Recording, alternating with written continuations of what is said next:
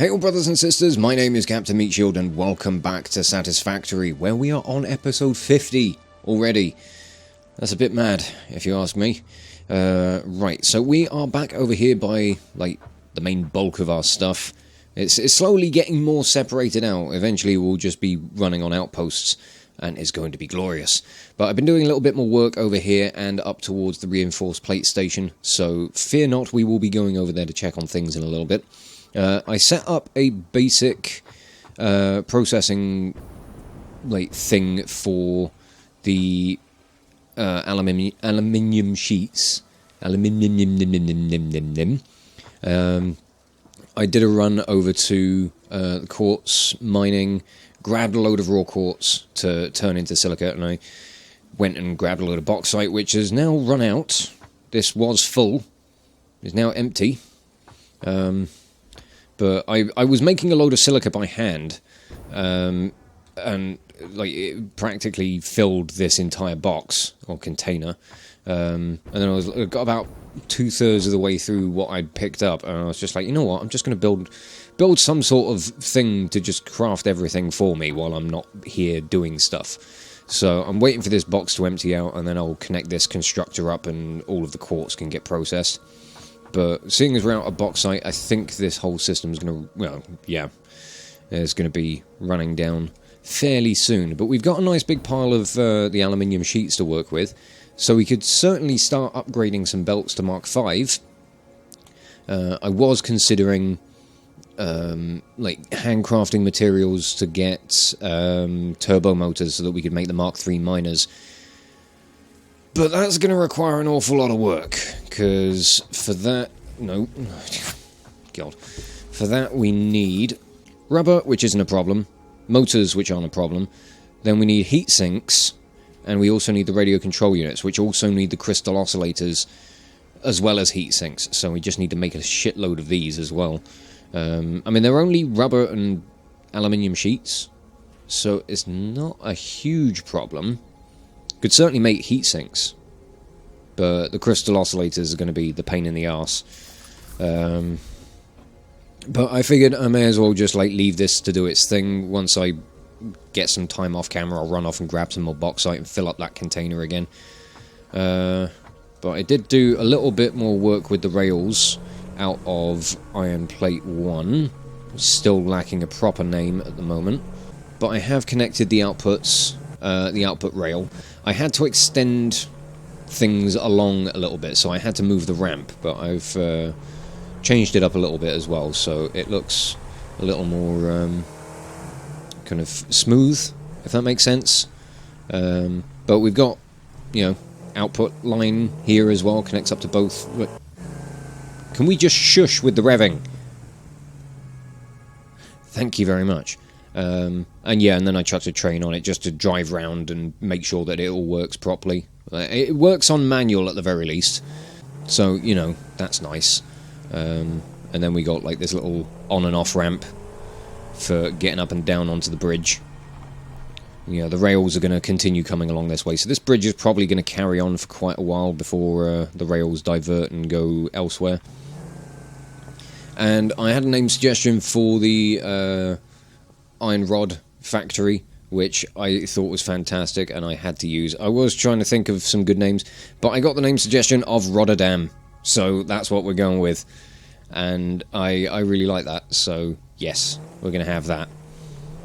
But I've got some materials with me, and I've been doing some work over at the reinforced plate factory. So I think it's time we drove over there and lost the frame rate. We're going to drive over there and finish things up.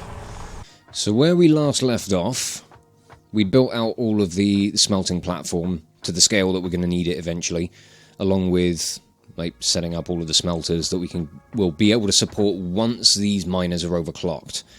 I've only got 2 power shards at the moment, so this whole system is going to be a little underwhelming until I go on another slug hunt. I've got enough miners to go and, little portable miners to go and build the rest of the full-scale miners that we're going to need over that way. And then coming up here, all of the constructors for the current screw output that we need are in. Actually, a little over that, because I put, we've got 1, 2, 3, 4, we've got 8 banks of 8, which gives us 64. So this last column here, underneath, I've done all of the underbelt, underside infrastructure, but this side hasn't been connected. So once the current system is operational and fully overclocked, it will support the entire thing. I haven't done, like, finalized all of the inputs, but we'll work on that as we get the rest of the, like, assemblers and everything in place, which I have also made a start on. They are all in over this side. I think I ran out of concrete, which is why I didn't continue on with this. But we've got 6, 12... We've got 18 in at the moment, out of a total of... Yeah, I was going to go with 60, wasn't I? Okay. Let's... What do you mean I can't afford? Oh, the concrete's in the fucking car, for crying out loud. Oh, never mind, give me a minute. Okay, let's bridge that out. So, I think I can get one more module of assemblers in this way. Because these are some big boys. I'm going to make sure that they got the room that they need. Right, that is as much as I can fit onto this floor. So we've got 6 by 1, 2, 3, 4, 5, 6. So that's 36. 36 assemblers. So we're a little over halfway there. Well, living on a prayer. Oh, fuck's sake. Ooh, okay, falling down. Don't want that. Yeah, I'm just going to tear all of this floor out behind them. I'm hoping I'm going to be able to manage the throughput on belts for everything that I'm going to need. It's mostly the screws that I'm worried about. The iron plates aren't going to be a problem at all. But I do want to make sure that I've got the ability to properly support, I suppose would be the right word, each of these machines, so we should be able to manage. Now we need to build another floor up. And I can't remember exactly how tall I made the roof on things over at the modular frame build. I think this was about the height. Or do I want to go maybe one down? One down could work? I mean, it doesn't really affect things. It'd be using the same amount of concrete. They just require a little bit more when it comes down to the materials for belts, because of the lifts. So, up we go. God, okay. Well, I certainly need to do another bloody concrete run, but I really want to see what's up there. I mean, this is going to be another ridiculously tall outpost. So, we could probably get up there at some point. You know, I'm sure there's something interesting. It's probably like a drop crash pod or something. Right. Oh, I need concrete for building. I was going to put down the Mark II mine. Oh, no, I don't need concrete for him. No, I need concrete for the Mark 1s. I don't need to search for anything. Why can't, there we go. I was pressing the wrong button, that's what was wrong. I'll get my life together eventually. Yeah, let's go and put down the rest of these miners. And then I think what I might need to do is drop down like a container or something so I can just empty my bag and go and get some concrete and come back so we can actually finish setting things up. Now I gotta remember all the locations of the... Right, you were there. Yes, remembering where the... Oh, there's another one. All of the nodes are. Well, you must be one, because I can actually see you. The other one's there. Right, we'll just leave them there for now. I might play around with their orientation later on. So I think what's going to be happening with today is just kind of setting up the rest of the constructors, just so you guys have an idea of what this place is going to be looking like.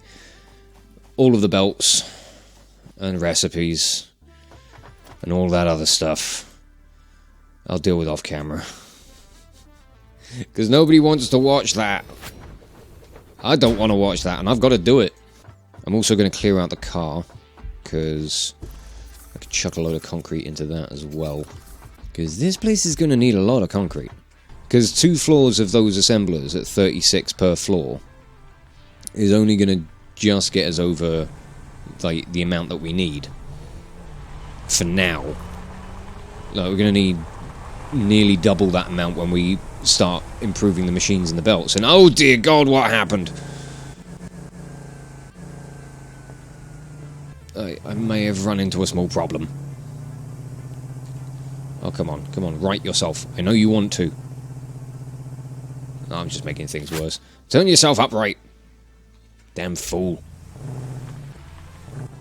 This area definitely needs leveling out, because it is just awful to drive on. I'm glad the suspension on this thing's good. My knees would be hating this. I need better suspension in my knees, I really do. I'm just a broken mess at this point. Alright, I don't know if I need more concrete than that. I'm pretty loaded up, and the boot of the car is just rammed with the stuff as well, so... If I need more, I'll come back for it, but I don't want to be wasting time waiting around for that container to refill. Ooh, what I should do... I should upgrade the belts feeding into that with Mark 5. Ooh, yeah, that could be fun. Let me stop off and grab some of that. Alright, let's see how good this is. Boop. Oh, holy fuck, look at it go. That's amazing. It is just a blur. I mean, these are moving quick, but that... Fucking hell.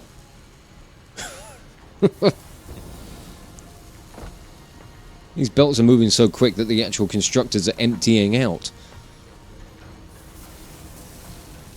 Starting to, at the very least. That's amazing. Right, back to what we were doing. Come on, let's go. Stop faffing around with your new belt stuff. Ugh, I really wish I could do something about driving through gas. Because even wearing the gas mask, you just take damage. It's awful. Do I have any inhalers? I shouldn't be wasting them on something as trivial as this. Oh, actually, I think I've got them equipped. There they are. Oh God, it goes right through you. Right, I want to try and set this floor up with all of the gaps for the belts in the right place, but I'm kind of forgetting where they're meant to go. So, next one is going to be here. Right. So, how many is it? 1, 2, 3... There's 5 in between. Okay. Right. I got that sorted. Oh, Jesus. The view from up here is incredible. I just love the fact that I can bring myself up high and then see the rest of everything that I built. Over there is all the screw stuff. Somewhere just down there, that would be the concrete bunker. Obviously there's the modular frame build, that's all the copper stuff, coal, steel. I think that should be Rotterdam over there. And then obviously we've got Coal 1 down below. God. This just looks incredible. I can't stop gushing over how good this game looks. Right. Bring myself back up. I gotta start placing down assemblers now. I need to go and grab all the materials for building assemblers, so never mind, I gotta plummet myself off the edge. Hope that the frame rate doesn't kill me. Am I gonna have enough modular frames? I'm sure I brought more. Because I remember picking more up off camera.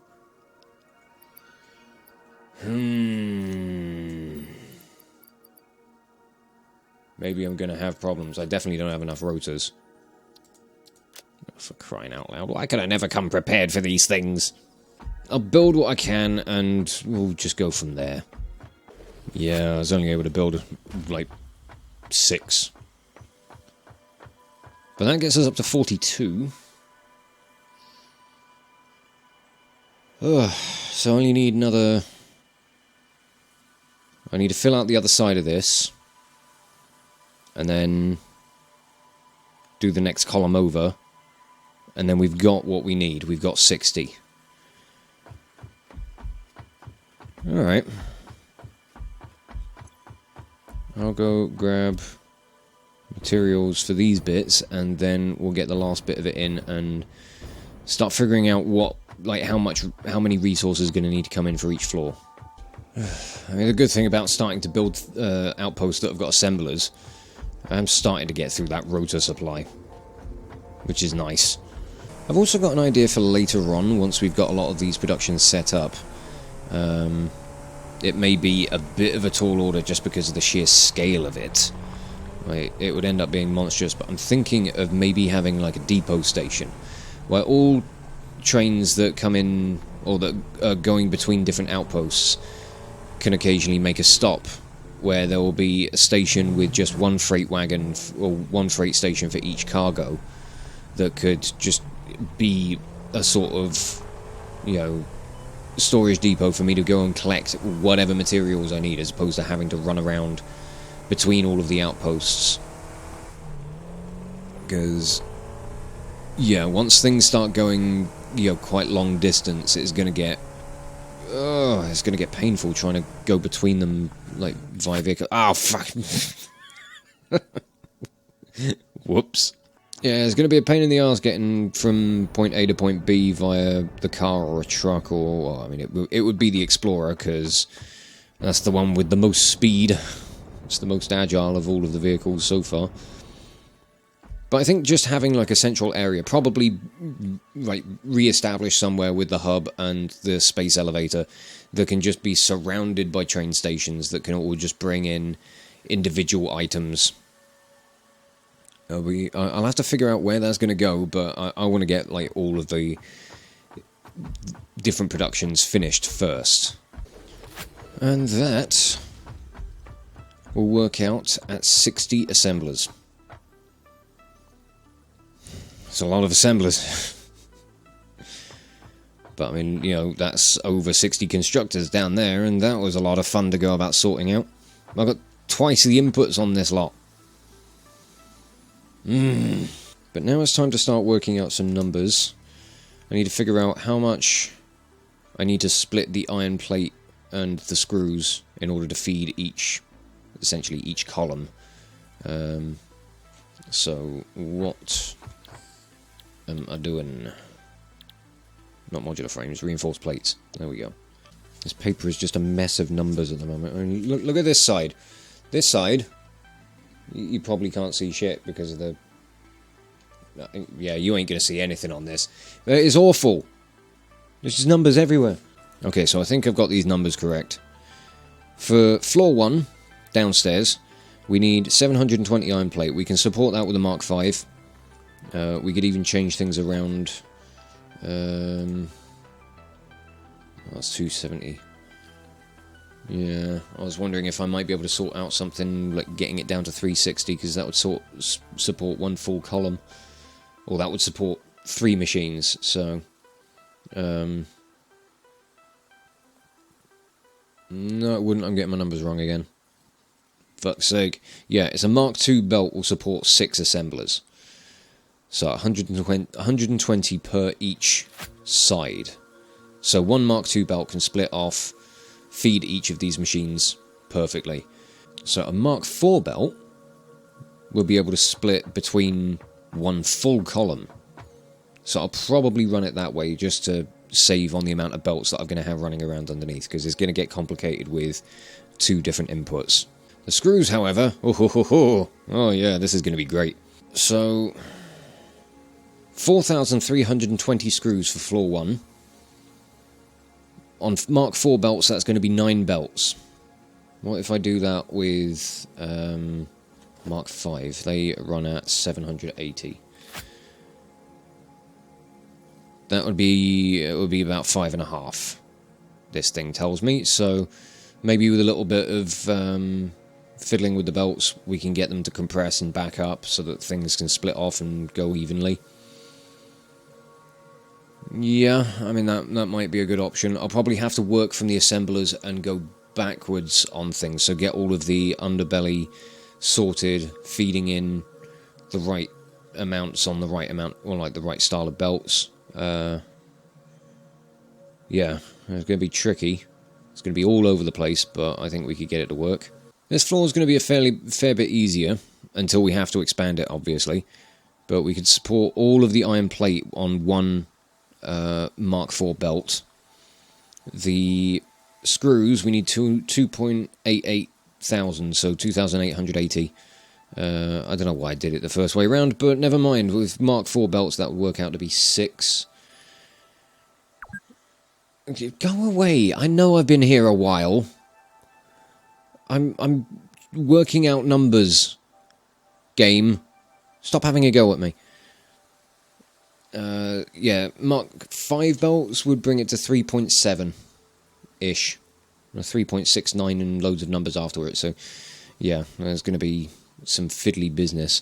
So yeah, that's going to be the plan of action. Will be get in on this side first, start putting in the lifts and getting all of the infrastructure underneath the assemblers here, just for like the direct inputs, or the final belts that will be supplying everything.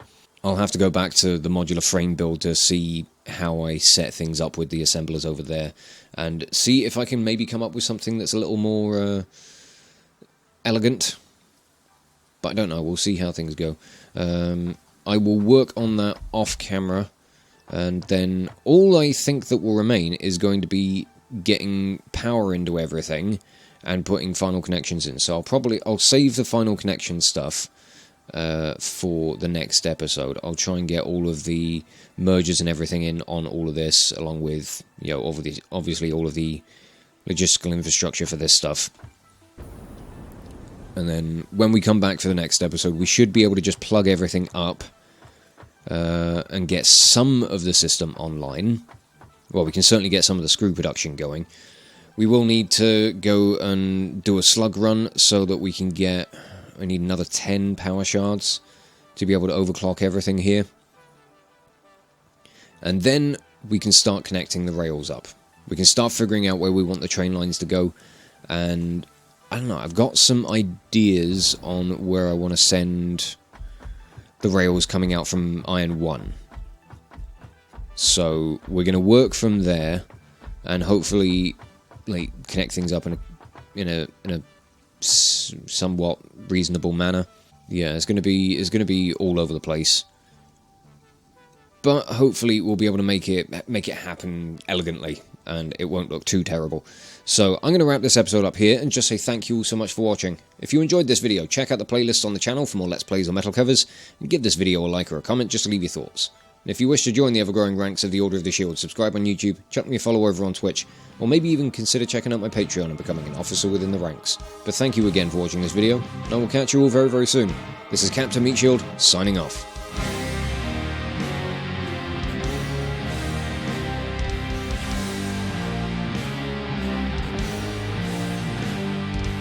He always just pops in with random, like, bits of dialogue, and I never know how to respond. So what do you say to some of this stuff? It's like, yes, I do hope the stuff works.